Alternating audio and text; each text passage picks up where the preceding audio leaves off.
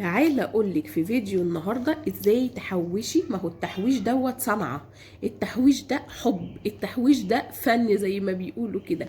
ما دام انت بتحبي التحويش هتعرفي تحوشي فلوس، ما بتحبيش التحويش وبتحبي تبعتري مش هتعملي اي حاجه، هتقفي زي ما انت بالظبط. طب تعالى اقولك في الفيديو ده ازاي تحوشي ويبقى معاكي فلوس وتحسي ان انت الحمد لله رب العالمين يجي عليكي رمضان وانت مسنوده ومعاكي فلوس، السند ربنا طبعا، بس تحسي ان انت مرتاحه ومعاكي فلوس ومش شايله هم حاجه. قبل اي حاجه يلا نصلي على الرسول، اللهم صلي وسلم وزد وبارك عليك يا حبيبي يا شفيعي يا رسول الله. وتعالوا نبدا الفيديو بتاعنا النهارده مهم جدا جدا جدا. معلش بقى انا عندي برد زي ما انا قلت لكم فسامحوني.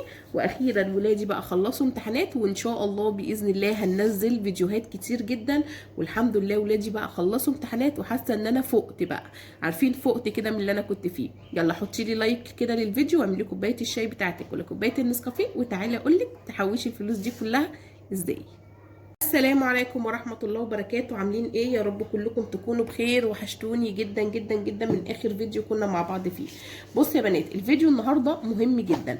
طيب مهم في ايه بقى يا ام يوسف؟ مهم ان انت ازاي تحوشي الفلوس دي كلها، والفلوس دي تعملي بيها ايه الفترة اللي جاية.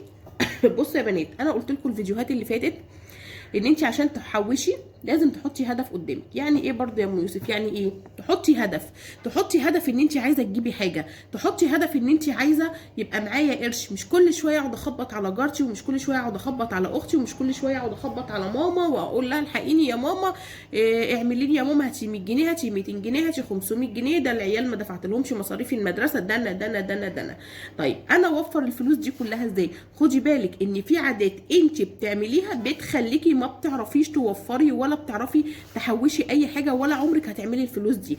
ازاي؟ ايه هي العادات؟ هقول لك انا العادات. اول لما وفرتها انا بدات امسك فلوس. هي ايه يا ام يوسف العادات دي؟ بص يا بنات، اول حاجه كده التوفير. يعني ايه يا ام يوسف التوفير؟ التوفير في كل حاجه. التوفير في الميه، عارفين بق الميه ده توفري فيه، عارفين حته السلكه دي توفري فيها، عارفين حبه الاريال الاوتوماتيك دول توفري فيهم. ايه ده معقول يا ام يوسف؟ ايوه، ما انت لو وفرتي هتعرفي تمسكي قرش. اما بقى تعالي سيبي الميه الحنفيه وانت بتغسلي المواعين الحنفيه مفتوحه، جر في ميه، اسيب الانوار كلها قايده، جر في كهرباء، اسيب الفواتير، العيال قاعدين طول النهار على النت، اسيب النت مفتوح ليل نهار، يلا ادفع في باقه النت شهر مرتين في الشهر، الكهرباء، الميه، الغاز، اغسل بالميه السخنه واسيب الحنفيه مفتوحه اصل الجو ساقعه. كل دوت بتدفعي فواتير وقدرها، كل ده بتدفعي ثمنه، محدش بيسيب لك حاجه، كل حاجه انت بتستعمليها وبتستهلكيها بتدفعي ثمنها. طب بدل ما ادفع 200 300 500 ما ادفع 100 150، واوفر في الميه واوفر في الغاز واوفر في الكهرباء واوفر في فواتير النت. ما كل دوت انت بتدفعي، انت بتعدي، طول ما انت بتعدي خدي خدي خدي خدي كله بيضيع. تيجي تاخدي مرتبك اول الشهر يلا في ثانيه خلصت كل حاجه. اعمل ايه؟ اقعد الطم على وشي واقعد اصوت واقعد اقول يا خرابي يا دهوتي يا حستي السودا، المصروف خلص. طب ما انت اللي خلصتيه، طب ما انت اللي مستهتره، طب ما انت اللي مضيعه كل حاجه، انت اللي عملتي في نفسك كده. محدش بيعمل فيكي حاجه، محدش بيعمل فيكي حاجه. يبقى اول حاجه كده التوفير. وفري من نقطه الميه، والله العظيم من نقطه الميه هتوفري بيها، هتمسكي فلوس. وانت جايه خدتي مصروفك كده اول الشهر، اشوف الملتزمات بتاعتي، انا عايزه وعايزه وعايزه وعايزه، مش على الفاضي والمليان. عندي بصل اجيب 2 كيلو، مش هروح اجيب 5 10 كيلو واركنهم ويبوظوا واخد البايظ ارميه. ايه ده بقى؟ ما كل ده حرام، كل ده انت بتهدري في الحاجه بتاعتك، كل ده انت بتهدري. اعمل حله الرز كده، بدل ما اعمل نص كيلو رز وربع كيلو شعريه، لا اعمل كيلو رز ونص كيلو شعريه وارمي حله الرز تاني يوم، اصل ما حدش بياكل رز بايت. طب ما انت اللي عملتي في نفسك كده. انا عارفه ولادي بياكلوا مقدار قد كده، الرز ما بياخدش حاجه على فكره. يعني انت من شويه يعني عملتي الرز اهو بالظبط كده نص ساعة، ما بياخدش 10 دقايق على النار. الرز ما كفاش والعيال لسه بره، اعمل حبة جداد سخنين على يعني لما ييجوا، مش لازم ادب الحلة كده ويتبقى والباقي ارميه. حرام حرام. اعمل حلة الطبيخ، انا عارفة ان انا ولادي ما بياكلوش طبيخ بايت، هعمل مثلا ربع كيلو فاصوليا، لا اعمل 8 كيلو فاصوليا، بدل ما اعمل الربع اعمل التمن. ليه؟ انا عارفه ان ولادي هياكلوا النهارده مش هياكلوه بكره. طب ولادي بياكلوا الاكل البايت عادي ويتحط في الثلاجه، اعمل عادي. طب ولادي مش بياكلوا، انا واحده من الناس انا اصلا ما باكلش الاكل البايت، اعمل على القد. بعمل على قد. اطبخي 3 مرات في الاسبوع، وباقي الاسبوع نقضيها كده بقى، فول بقوطه، عدس، حبه كشري، رز بقوطه وبيض مسلوق كده، مسقعه، كل دوت تعمليه. القرنبيط كل ده تعمليه فين؟ يبقى 3 ايام طبيخ والباقي اقضيه كده. ليه؟ اوفر. هتقولي ده العيال وهيطلعوا مش متقوتين، ولا ليه؟ ما هو كل 3 مرات، مره لحمه مره فراخ مره سمك في الاسبوع، عايز ايه تاني؟ مره فراخ مره لحمه مره سمك، واوفر باقي الفلوس. كل دوت اللي انا بقول لكم عليه لو مشيتي عليهم اقسم بالله هيبقى معاكي فلوس، اقسم بالله كمان مره هيبقى معاكي فلوس، وهتعرفي تعيني فلوس وهتعرفي تمسكي فلوس. اما لو انتي تعالى انت عملت ايه يا حبيبي؟ عملت كذا. طيب انت مش هتاكل الاكل؟ لا يا ماما مثلا ما باكلش الاكل الباقي. طيب عايز ايه؟ عايز بيتزا من بره؟ خد يا حبيبي 200 جنيه اهو وانزل هات لك بيتزا. طب ليه؟ لا يا بابا تاكل، ال 200 جنيه دول تتشال تاكل. احنا داخلين على شهر رمضان، عايزين مصاريف بصوا من نار كده، من نار. لا يا حبيبي امسك على ايدك. احنا ايه؟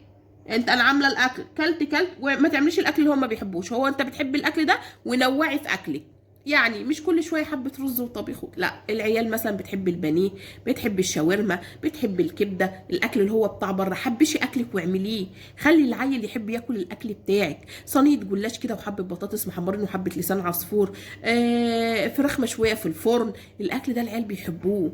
كبده، اجيب نص كيلو كبده. الجوع بتاع نص الليل اللي هو اللي بمعنى الاصح كده بيخرب بيتك.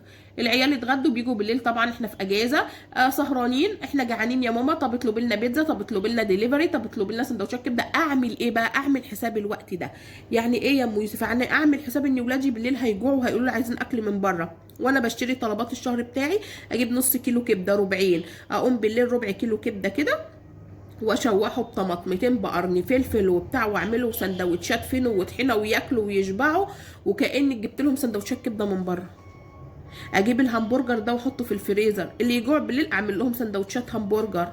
اجيب لهم الستريبس اعمل لهم سندوتشات في البيت. اوعي تصرفي في الاكل بتاع بره، ده الاكل بتاع بره ده خراب بيوت. الاكل بتاع بره ده خراب بيوت. اللي عايز يتخرب بيته وما يبقاش معاه فلوس وما حلتهوش حاجه يمشي ورا الاكل بتاع بره، يمشي ورا الاكل بتاع بره. الاكل بتاع بره ده خدي بالك منه، اولا بيجيب جرثومه المعده، ثانيا بيجيب الامراض، ثالثا بيهدر فلوسك.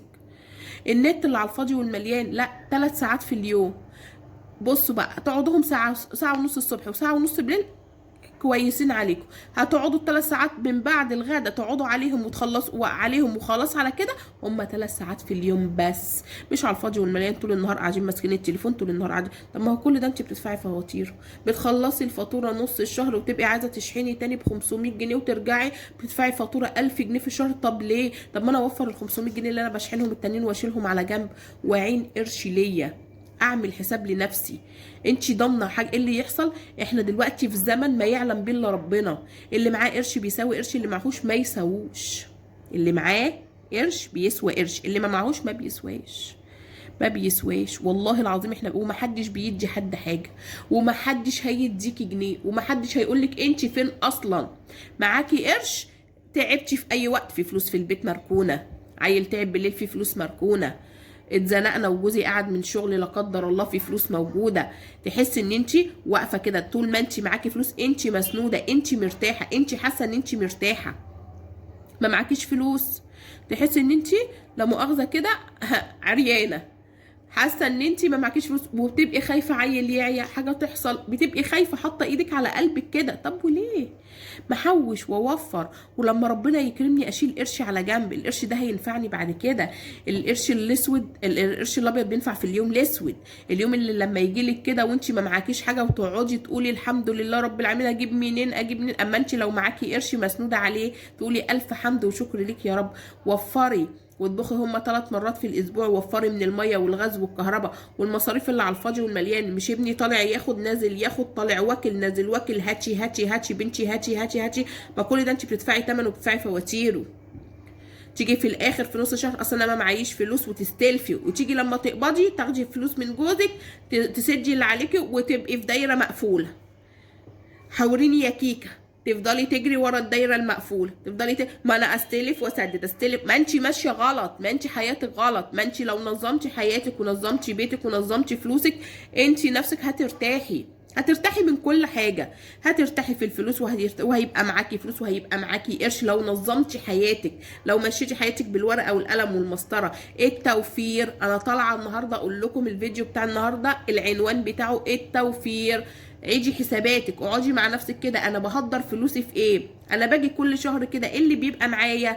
ده انا صرفت على الفاضي كذا وكذا وكذا. ايه ما تعمليهوش؟ كل واحده عارفه هي صرفت كام، وكل واحده عارفه هي بتعمل ايه. الحاجات اللي بتدمر لك مصروفك ما تعمليهاش. طب جربي شهر كده توفري، والحاجات اللي انت كنت ماشيه فيها في المصاريف على الهايف، طب جربي مره كده ان انت تبطليها وشوفي اخر الشهر هيبقى معاكي ايه.